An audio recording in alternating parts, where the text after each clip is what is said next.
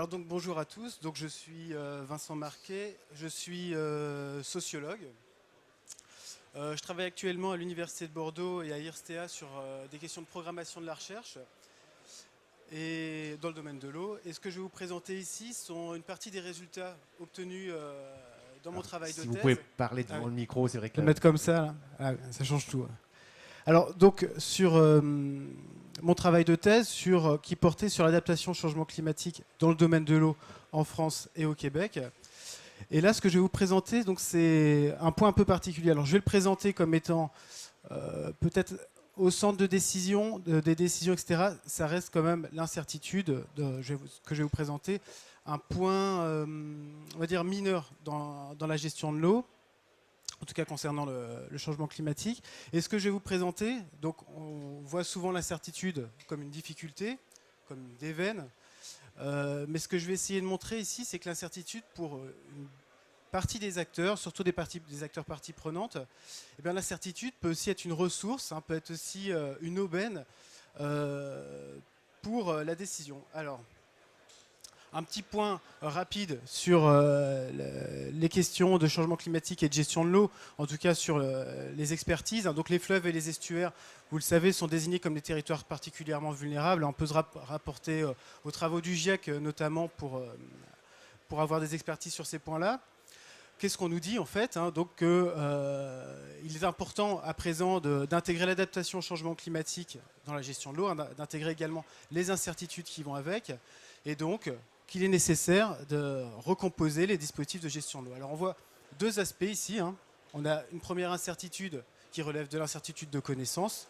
Nos incertitudes, les connaissances qu'on a sur les impacts des changements climatiques, et une seconde incertitude sur la capacité à gérer ces impacts. Est-ce qu'on a les bons modes de gouvernance? Est-ce qu'on a les bons dispositifs de gestion de l'eau? Donc, qu'est-ce qu'on a? On a des nouvelles pratiques de gestion et des nouvelles politiques de l'eau qui sont proposées, des nouveaux outils de gestion de l'eau qui sont proposés. Par exemple, on voit de plus en plus de concertation qui est associée à l'incertitude, peut-être éventuellement aussi de revoir les cartes du risque, des propositions de nouvelles occupations du territoire. Voilà donc un peu tout ce qui entoure ces questions d'adaptation au changement climatique et d'incertitude climatique dans la gestion de l'eau. Mais ce n'est pas vraiment l'axe que je vais travailler. Je ne vais pas voir comment moi j'aurais proposé des alternatives, mais plutôt de voir, face à ce discours-là qui est amené, face à ces expertises qui sont présentées, comment les acteurs de l'eau s'arrangent avec l'incertitude climatique. Alors, quand je parle de s'arranger avec les incertitudes, je fais référence particulièrement des travaux déjà qui ont été faits par d'autres sociologues sur les nanotechnologies, sur les OGM. Et ce qu'on va voir, en fait, c'est quelques déconvenues que j'ai eues lors de mes études de terrain. J'ai travaillé sur 3 terrains, sur la gestion d'une crue exceptionnelle, donc de la rivière Richelieu au Québec, qui a lieu au printemps 2011. Crue où des experts qui avaient déjà travaillé sur ce bassin versant-là en ont profité pour dire qu'il était temps de modifier les pratiques de gestion de l'eau, et donc notamment par rapport aux inondations. Un second terrain, la révision du plan de gestion des étiages de la Garonne, où là il a été question de définir les normes de bon usage et de définir les normes de soutien d'étiage, et où il a été aussi question de tenir compte à présent, pour faire ce plan de gestion des étiages, du changement climatique et des incertitudes qui allaient avec. Et enfin, un troisième dispositif de gestion, la prospective participative Garonne 2050, donc menée par l'agence de l'eau Adour-Garonne, qui visait à proposer un nouvel outil de gestion de l'eau, donc de savoir comment sera la Garonne en 2050, et donc de prendre dès à présent les décisions pour mieux gérer l'eau. Alors donc j'ai suivi ces différents dispositifs en participant à toutes les réunions, en tout cas une très grande partie, en allant interroger les participants à ces réunions, les acteurs de l'eau, les élus, les acteurs parties prenantes, les gestionnaires, donc en suivant également la presse et les médias, notamment pour la gestion de la crue de la Richelieu, et puis un travail sur les documents institutionnels et sur les archives. Alors, le premier territoire donc, que j'ai étudié, là on a le bassin versant de la rivière Richelieu. Alors on voit qu'il y a une zone grisée, donc c'est les États-Unis. Hein, c'est un bassin versant qui est à la fois aux États-Unis et au Canada. Montréal est juste au-dessus de la carte. Donc la rivière Richelieu, c'est un affluent du Saint-Laurent. Un territoire très plat, hein. On est entre 0 et 60 mètres au-dessus du niveau de la mer. Et comme vous pouvez le voir sur la photo aérienne qui est à côté, un territoire qui est extrêmement anthropisé, hein, et aménagé. Là, on a c'est Saint-Paul de l'Île-aux-Noix, donc des gens qui sont clairement construits en zone inondable. Alors, donc, dans ma thèse, je tente d'expliquer hein, ça, comment on arrivait en fait à telle urbanisation, à construire autant en zone inondable. Et parallèlement à tout cet aménagement, on a des travaux. Alors, certes, ils sont encore peu nombreux à cette époque. Il y en a eu d'autres entre-temps sur les risques climatiques sur ce territoire-là. Alors, il y en a qui ont plus une échelle canadienne, voire québécoise, et d'autres beaucoup plus précises. Et ce qui était intéressant, c'est que les experts en hydrologie qui modélisaient les différents bassins versants du Québec avaient énormément de difficultés à modéliser le bassin versant du Richelieu. Donc, disaient, on a énormément de difficultés à vous dire quels seront les risques d'inondation sur ce territoire-là. On a finalement, toutes ces expertises-là sont assez peu entendues, sont assez peu visibles dans le débat public. On a un risque d'inondation qui est très peu présent. On en parle extrêmement peu sur ce territoire-là, jusqu'au jour où la crue arrive, donc une crue de débâcle au printemps 2011. Donc il y a plus de 3000 maisons inondées. C'est une crue qui dure extrêmement longtemps parce qu'elle dure plus de 2 mois. Donc évidemment des dommages énormes, un plan d'urgence qui est mis en place par le gouvernement et un décret réautorisant la construction en zone inondable. Ce à quoi donc un collectif de scientifiques s'est exprimé. Hein, donc vous avez l'article ici qu'ils ont publié dans le Devoir, donc qui est une presse au Canada. Donc ils ont parlé d'occasion manquée, hein, pour dire on a finalement cet événement extrême qui est arrivé. Est-ce que ce n'est pas l'occasion de revoir la manière dont on aménage ces territoires? Est-ce que là finalement ce n'est pas l'occasion d'empêcher de construire en zone inondable? Alors, je vous l'ai dit, le décret a fait qu'on reconstruisait en zone inondable. Alors moi, je suis arrivé sur ce territoire-là avec une grosse interrogation. Finalement, pourquoi, alors qu'on a des expertises qui disent qu'il ne faut plus construire dans ces territoires-là, on a une crise majeure qui arrive. Pourquoi cette situation? C'est ce que j'ai tenté d'expliquer. Alors pourquoi les expertises ne conduisent pas à des changements? Eh bien, principalement, en fait, parce que la politique de l'urgence qu'on met en place interdit des définitions alternatives des problèmes. Alors, qu'est-ce que je veux dire par là? C'est que la façon dont on a géré la crue, on l'a géré comme un événement exceptionnel et on ne l'a absolument pas mis en relation avec une gestion plus longue, sur plus long terme, des problèmes de ce territoire-là. Que ce soit dans les espaces confinés, hein, donc les espaces de décision à porte fermée, hein, où on est juste dans ces espaces-là entre élus locaux qui défendaient le développement local et puis des représentants du gouvernement qui voulaient éviter de payer la facture. Alors, dans cet espace de négociation-là, on a extrêmement peu parlé des incertitudes.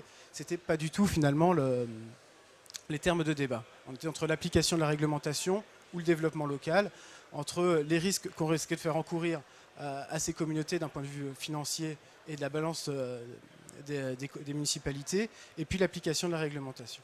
Et dans l'espace public, où on aurait pu penser que finalement ces déclarations de scientifiques pourraient avoir une audience, ce dont je me suis rendu compte, c'est que la justification compassionnelle, hein, l'aide aux victimes qu'on voyait très régulièrement dans les journaux, a empêché finalement ce discours-là, ce discours scientifique, d'émerger et de vraiment faire débat dans l'espace public. Je dessine à grands traits, hein. Évidemment, si, je vous renvoie à ma thèse, si vous voulez avoir beaucoup plus en détail comment ça s'est déroulé, ce point-là. Le second cas d'étude, la révision du plan de gestion des étiages, où là je l'ai abordé en étant quasiment persuadé qu'on aurait énormément de conflits, que la certitude allait jouer un rôle majeur dans la manière dont les acteurs allaient se répartir. Alors, qu'est-ce que c'est d'abord le le plan de gestion des étiages. Donc c'est un outil de planification dans le domaine de l'eau, à portée réglementaire et financière. Il vise à permettre donc la coexistence de tous les usages et le bon fonctionnement écologique pendant la période d'étiage, donc pendant la période de manque d'eau. Alors, ce PGE que j'ai étudié, il est sur la Garonne. Vous avez une carte ici qui présente les prélèvements sur la Garonne en période d'étiage. J'ai entouré en rouge, bon, on voit bien qu'il y a un prélèvement qui est particulièrement problématique sur ce territoire-là, donc qui est l'agriculture irriguée en maïs, donc qui prélève énormément avec peu de retour au milieu. C'est évidemment un sujet de conflit énorme sur la Garonne, et très ancien. Hein. Ça fait depuis très longtemps qu'il y a des problèmes sur la gestion des étiages. Donc, comment on le gère traditionnellement sur la Garonne, hein. On a 6 barrages en amont, et donc on fait du soutien d'étiage en été pour subvenir aux besoins. Vous vous doutez bien que l'indicateur qui nous dit quel est le bon niveau d'eau dans la Garonne est un indicateur sur lequel il y a énormément d'enjeux, puisque c'est avec cet indicateur-là qu'on va définir qu'est-ce qu'on relâche dans la Garonne. Donc, quelque chose qui est très conflictuel. Et lors de cette révision-là, il est question d'ouvrir à la participation. Donc, les parties prenantes sont invitées à venir discuter. On va aussi commencer à parler de changement climatique et donc de toutes les incertitudes qui l'entourent. Alors, pourquoi moi, j'ai abordé ce terrain-là en envisageant surtout du point de vue du conflit, c'est que on a ce territoire qui est déjà très conflictuel. On est en 2010, et en 2010, on a encore, dans l'espace public, on parle énormément de climato-sceptiques. C'est vrai que c'est plus le cas aujourd'hui. J'arriverai peut-être sûrement pas de la même manière si je vais aborder ce terrain-là. Et au cours des différentes concertations, des experts du climat, donc il y avait des gens de Météo France qui étaient présents, ont refusé de justifier, ou en tout cas d'asseoir les propositions qui étaient faites par les gestionnaires de l'eau. Hein. Donc ils ont dit non, moi je ne peux pas me prononcer en faveur de ce que vous présentez, c'est trop difficile pour moi de savoir si c'est réel ou non, il y a trop d'incertitudes. Donc tous ces éléments-là m'ont invité à penser qu'on allait vers des conflits. Alors c'est absolument pas ce qui s'est passé, hein. L'incertitude n'a pas du tout conduit à des controverses, et même les débats ont été particulièrement atones sur le sujet. Hein. Alors comment je l'explique? Pour moi, il y a une forme d'appropriation stratégique de l'adaptation et de l'incertitude. Hein.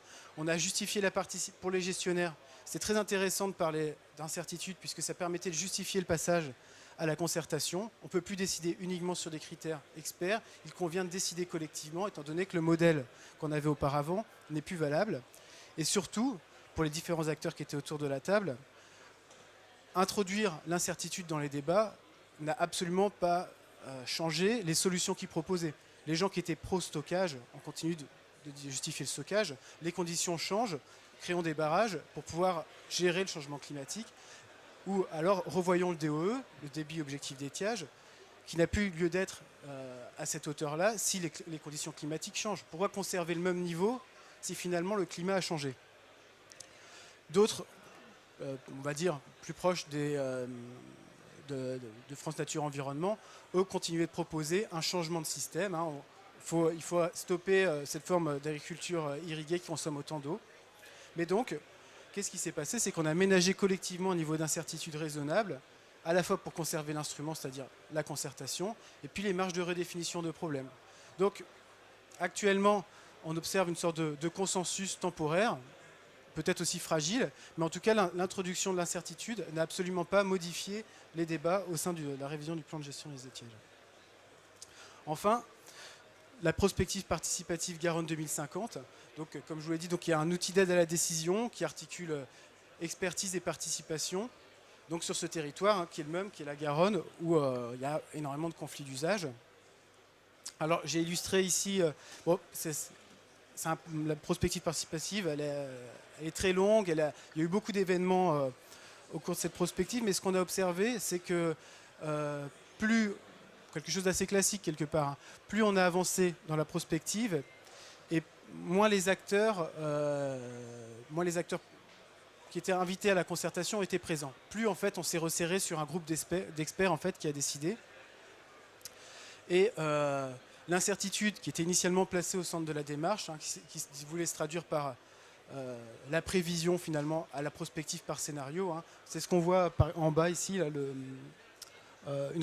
c'est une des représentations de la Garonne en 2050, hein, donc où on proposait des solutions sur les avenirs de la Garonne, donc où il y a plus ou moins de stockage, plus ou moins de modification des pratiques, et qui visait aussi également à savoir mettre en place des modalités de gestion de l'eau permettant de gérer l'incertitude. L'incertitude qui était pourtant au cœur de la problématique initiale, hein, qui a été très peu présente dans les résultats, alors, qui selon moi s'explique par une politisation fonctionnelle du groupe projet, donc c'est-à-dire les gens qui avaient en charge de réaliser cette prospective ont anticipé les possibilités que montrer des résultats catastrophiques ou de montrer beaucoup d'incertitudes dans la manière de gérer l'eau conduirait à une défiance, créerait des difficultés à promouvoir cette méthode, créerait des difficultés à enrôler leurs élus notamment. Donc on a eu un retour à une approche experte et fermée, d'où les incertitudes ne sont pas sorties en fait. Hein. On s'est resté confiné dans le cercle des experts. Et donc des résultats très neutralisés, très aseptisés aussi. Hein. Finalement, on se retrouve avec des résultats très consensuels sur les moyens de parvenir à réguler les débits, sur les outils qu'on peut mobiliser, et extrêmement peu d'accent sur les enjeux et les conflits à venir, les conflits quelquefois nécessaires étant donné l'étendue des impacts prévus. Alors, quelques conclusions. Je crois qu'on voit qu'ici les acteurs sont tout à fait en mesure, en tout cas dans ces cas-là, de s'arranger avec l'incertitude. C'est des cas d'études très particuliers, très conflictuels, où les acteurs ont pu, par exemple pour le cas de la révision du plan de gestion des étiages ou Garonne 2050, sont habitués depuis très longtemps à débattre, sont devenus des experts pour défendre leur cause. Et quelque part, l'incertitude, c'est pas vraiment un problème pour eux. C'est pas seulement... on propose, si on regarde Nature, les propositions qui sont faites par rapport à ce décalage entre ce qu'on sait dans le milieu scientifique et ce qu'on fait, on est tout le temps sur les gens ne savent pas assez. C'est pas vraiment ça le problème, à mon avis. Effectivement, il faut que les gens en sachent plus sur les changements climatiques, mais il faut aussi tenir compte du climat, du climat politique, hein, j'entends, de l'espace dans lequel ces incertitudes sont discutées. Si on reste à une vision très générale, très abstraite, évidemment, c'est qu'un problème de connaissance, mais là on voit bien que c'est surtout un problème de ressources stratégiques pour les acteurs de l'eau. Par ailleurs, deuxième petite conclusion, l'incertitude est mobilisée différemment selon les configurations locales. On voit bien que là, c'est des approches très stratégiques qui ont parfois tendu à écarter l'incertitude, parfois à la mobiliser stratégiquement, mais que globalement, quand même, telle qu'elle est mobilisée dans ces cas-là, elle contribue à alimenter le statu quo ou de l'adaptation par ajustement. Alors ça renvoie à un mode d'adaptation en fait assez conservateur. Hein. On parle de dépendance au sentier. Hein. Donc on conserve en fait quelque part les mêmes solutions à un problème qui est en train de changer. Et pour autant, je ne voudrais pas terminer sur faire croire que je pense que tout est verrouillé. Hein. C'est absolument pas le cas. On sait qu'il y a des effets d'irréversibilité dans l'appropriation. Hein. Les acteurs, là, ont commencé à se saisir de ces incertitudes. Il n'est pas dit qu'ils arrivent à s'en défausser une fois qu'ils ne voudront plus en entendre parler. Et donc, il y a des choses à observer sous cet aspect-là. Les controverses également qui peuvent être générées par les incertitudes. Rien ne dit qu'elles contribuent à ensuite générer du statu quo. Elles peuvent tout aussi bien déboucher sur des changements dans les modes de gestion. Et enfin, bon, beaucoup d'autres possibilités de changement existent. Hein. On sait que des institutions qui perdurent dans le temps peuvent continuer aussi à remettre sur la table ces incertitudes et peuvent finir par obtenir gain de cause sur des acteurs qui peuvent changer. Sur des acteurs qui peuvent changer à la fois dans leur comportement, dans leur façon de voir les choses, mais aussi autour de la table, il y a un turnover des acteurs qui pourrait permettre à ces institutions qui portent l'adaptation ou les incertitudes d'obtenir gain de cause. Voilà, merci.